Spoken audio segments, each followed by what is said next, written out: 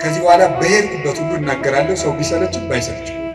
እሺ አንደኛው በቀን ልታደርጉት ሁል ጊዜ ነው የምነግራችሁ፣ እዚህ መድረክም ተናግሬያለሁ። አንደኛው በቀን አንድ ምዕራፍ መጽሐፍ ቅዱስ አንብቡ።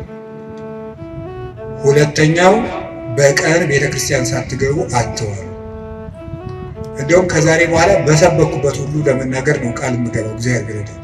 እነዚህን 5 ነገሮች ሰው እስኪያደርጋቸው ድረስ ከቻልኩ እስከምሞት እናገራለሁ፣ እናንተም በጸሎት ካሰባችሁ እና ካስጨረሰኝ።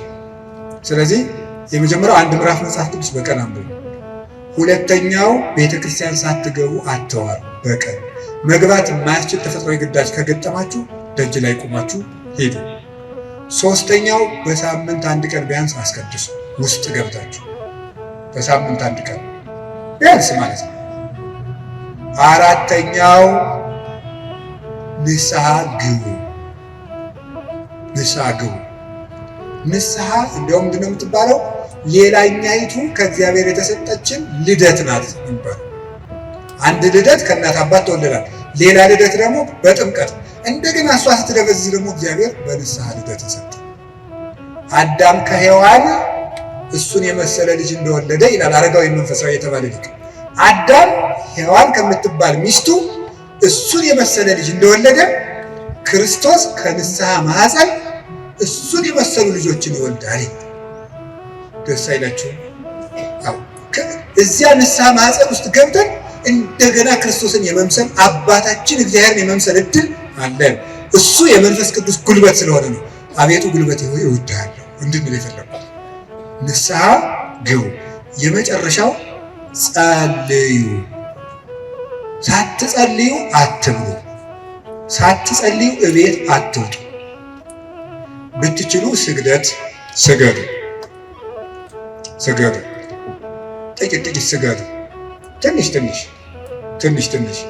ከቻላችሁ 41 ካቃታችሁ 21 ካቃታችሁ 7 ካልሆነ 3። ይኸውላችሁ እኛ ለእግዚአብሔር ስንሰግድ ሰይጣን ከኛ እግር ይወድቃል። ሰው ለእግዚአብሔር ሲንበረከክ የሚያንበረከኩት ከሱ ስር ይንበረከካል። ዳዊት ለእግዚአብሔር ይንበረከካል፣ እግዚአብሔር የዳዊትን ጠላቶች ለዳዊት ያንበረከካል። ቀበሩ ይሄ ነው። እኛ ለእግዚአብሔር እንንበረከክ፣ የሚያንበረከኩልን አጋንንት ደግሞ እግዚአብሔር ያንበረከካቸዋል። ሰው ለእግዚአብሔር ሲንበረከክ ትልቅ ነገር ነው። ስለዚህ ጥቂት ስግደት በቀን ስገዱ፣ ጸልዩ። ጸሎት አታቋርጡ። ለጸሎታችሁ ደግሞ ቀመር አታብጁለት። ማለት ነው? ዛሬ ንጹህ ነኝ ልጸልይ፣ ዛሬ ረክሻለሁ አልጸልይም። በቃ ሁልጊዜ ዝም ብላችሁ ጸልዩ፣ ሁልጊዜ ጸልዩ። ይህን ያደረግን እንደሆነ እግዚአብሔር ጉልበት ይሆነናል ልላችሁ ፈልጌ ነው። መድኃኔዓለም ለሁላችንም ጉልበት ይሆናል። የትንሣኤውን ብርሃን ለሀገራችን ያብራልን። የጨለመብንን ነገር ሁሉ በትንሣኤው ብርሃን ያርቅልን። ለተጨነቁ ሁሉ መድኃኔዓለም ሰላምን ይስጥልን።